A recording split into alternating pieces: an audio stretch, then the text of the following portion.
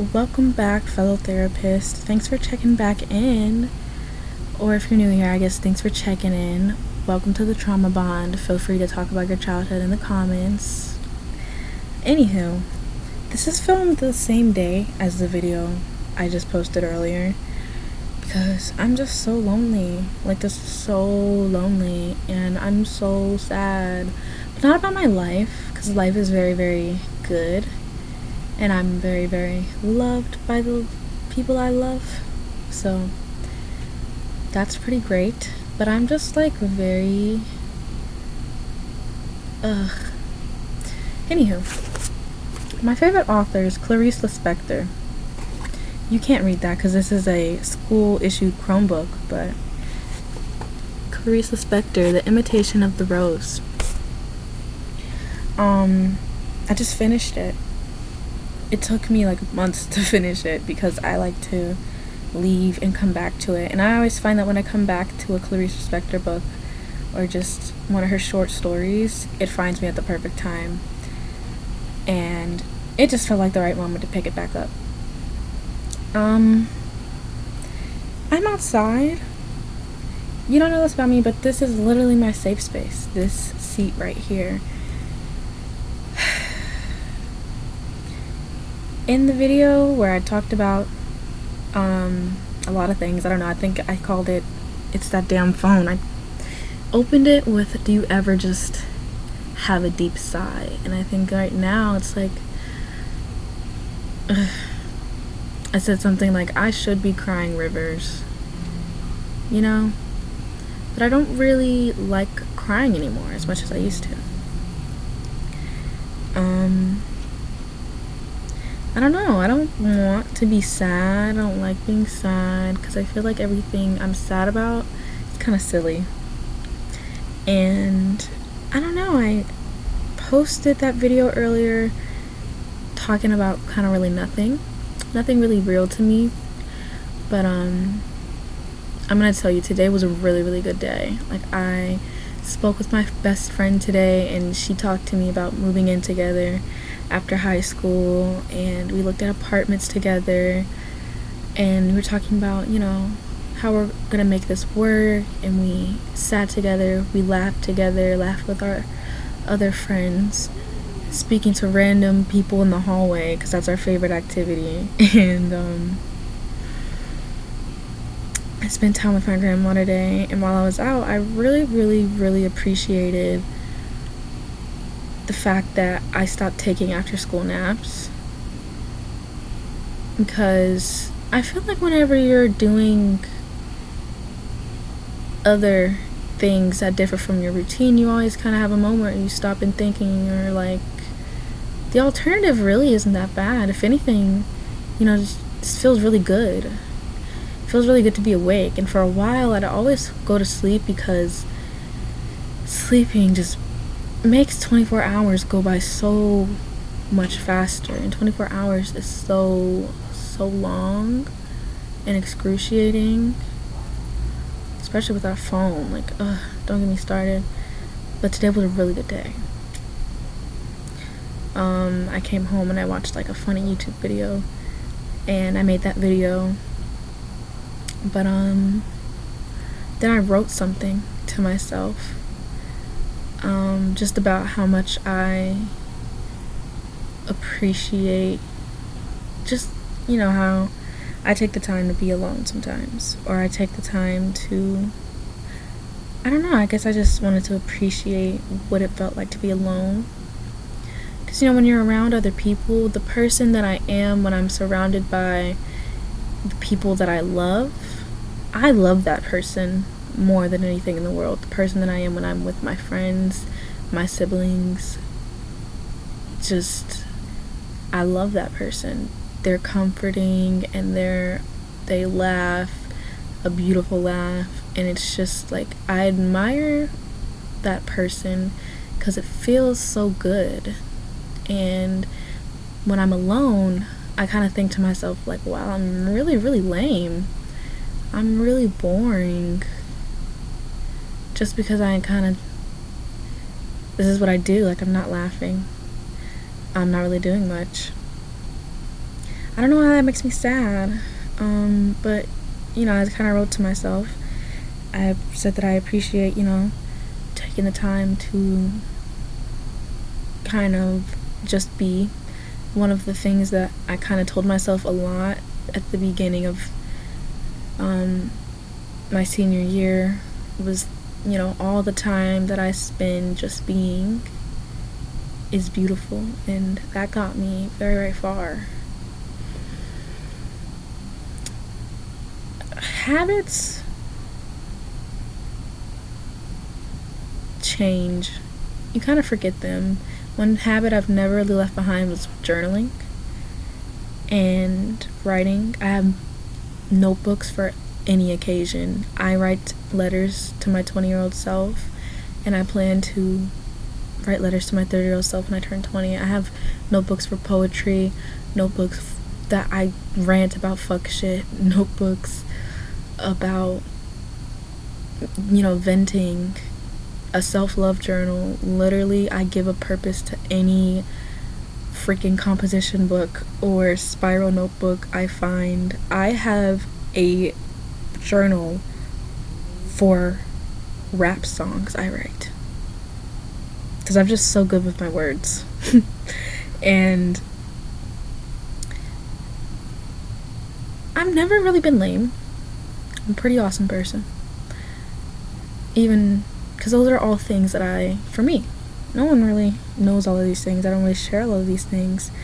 And I used to have a YouTube channel when I was younger, and I've always uploaded videos. I had like a gotcha YouTube channel. I had a Movie Star Planet YouTube channel. I had just a regular channel in the 1st or 2nd grade where I'd post anything and everything.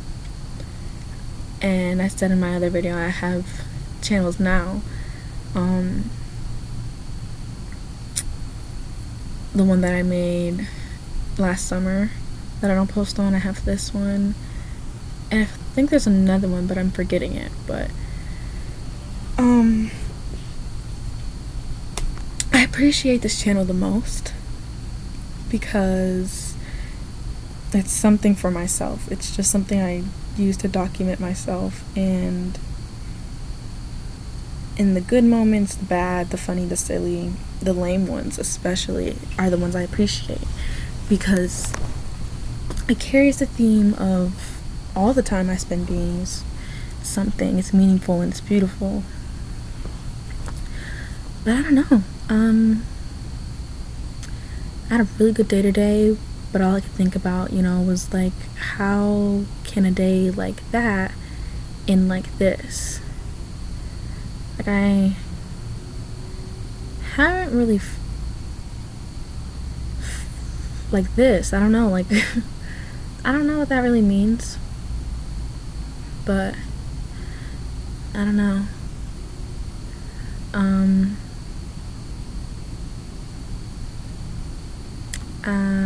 I don't really know where I was going with this or why I turned on the camera, but like I said, it's whatever. This is my school issued Chromebook. I shall do with it what I will. I was reading this book, and I always, you know, start a new short story when I feel like it's time to start that short story, and I would say it actually did, you know, have some resonating parts in it. Yeah.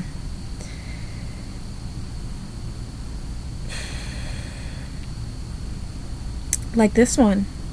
She couldn't remember the last time she'd been alone with herself. Maybe never. It was always her with others, and in these others, she was reflected, and the others were reflected in her. Nothing was pure. There's like a sentence she kind of repeats in this story where she says she's playing at life, and I used to feel that way, like very strongly, like I was performing, and you know, like I was kind of just, every time I talked or moved, like I was doing it for other people. I don't really feel that way now, mostly because like things like this, I'm doing this. No, don't do that. I'm doing this for myself. I'm doing this because it's something that matters to me. Like, I want to go to a talent show next week with my friend because we went last year. We took edibles and we went to a talent show because we thought it would be funny. But when we went, we were absolutely just starstruck and in awe. And I remembered in the 3rd grade, I auditioned for the talent show. I might have told the story like 5 million times on here, I don't know, but I auditioned for the talent show with the song Listen by Beyonce. Search it up. Honestly, I still love that song. It just has so much meaning to me. And I didn't get into the talent show because I actually can't sing. But I really, really wanted to be a singer at that age. Like, it was my dream. No one could tell me anything. And no one would tell me anything because I was 8. But I didn't get in, so.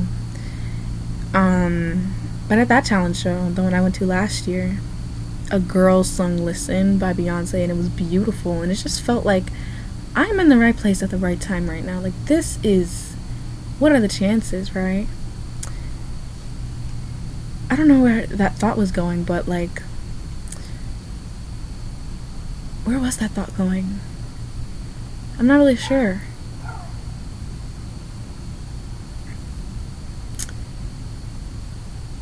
Yeah. Where was that thought going? I'm not sure, but it's stuff I do for myself. I'm gonna go back to that talent show with that friend. I feel more myself. I don't know. It's good to not have a phone because you get to spend time with yourself. Like I said in my other video, it's the good riddance feeling. But there's also like that deep, deep sigh. And at the end, this is like the last short story before I finished it. And one of the last lines in the last paragraph, I guess, says, having a wound in your leg, that's a reality. Now, I guess that wouldn't make sense if you didn't read the whole thing, but who cares? I'm going to explain it. Not really well, but I'm going to talk about it. I guess this is the real shit, like the school Chromebook shit. Like, that's what I appreciate most. I appreciate, I try to honor things about me, like the fact that I had a YouTube channel. That's what this is. I'm honoring that. I write songs because I used to want to be a singer, and I used to write songs. I used to be that friend that wanted to start a band, and even though it feels like, those things are stupid, it matters because it's one of those things that just make me not lame. I guess. Yeah, I guess I really only had 2 thoughts while I was out here, which was, how can a day like that and like this, and what if I was a dog and someone told me not to bark? I don't know why I thought that. My dog was outside and our neighbors came out and he started barking, and I just told him, I said, Ace, and he stopped, but he did it again, and I said, Ace, stop, sit down, and he was growling. And in my mind I just thought, like, what if I was a dog and someone told me not to bark? Because when like dogs bark, like, you tell them to speak and they bark. What if someone just like said stop? Like, literally, how would I go about that? Like, I am very afraid of dogs getting self-awareness. I know it won't be my dog because he's slow, he doesn't even know the sit command, but it's just like dogs have the worst of it. I appreciate them and love them. I'm a cat person though, but I feel like they absolutely have the worst of it. Like, loyalty might be the worst thing you can have.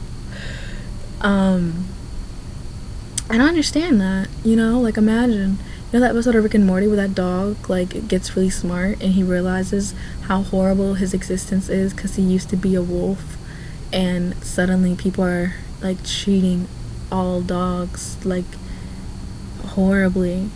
I just imagine, like, these dogs, these, like, we literally breeded them so bad. Like, these things, like, they came from wolves. And I just told him not to bark.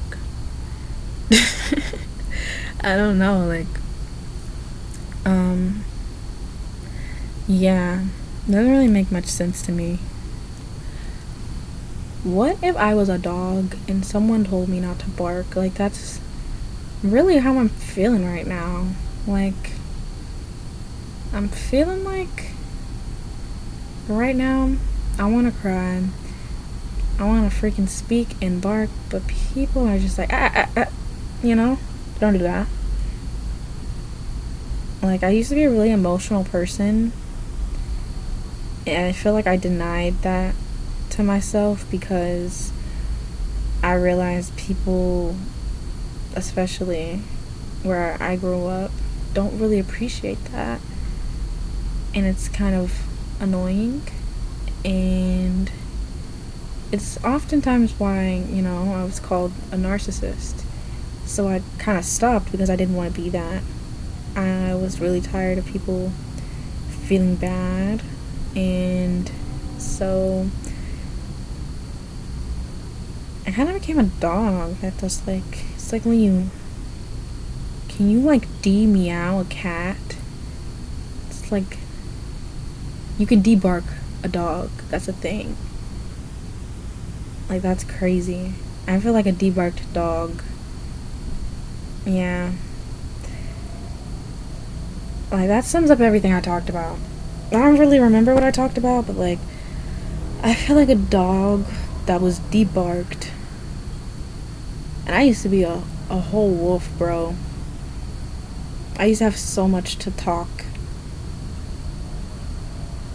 And that was kind of just taken from me. But at the same time, I don't like to think it's other people's fault. Yeah, I hope that's something I can gain back in adulthood. Maybe tomorrow. But, yeah. That sucks.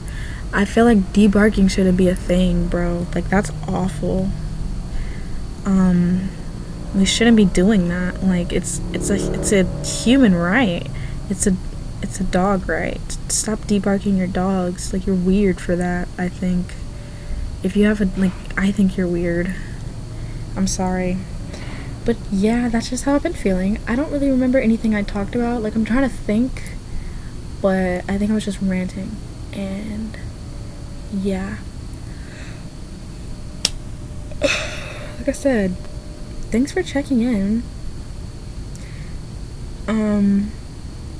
Yeah.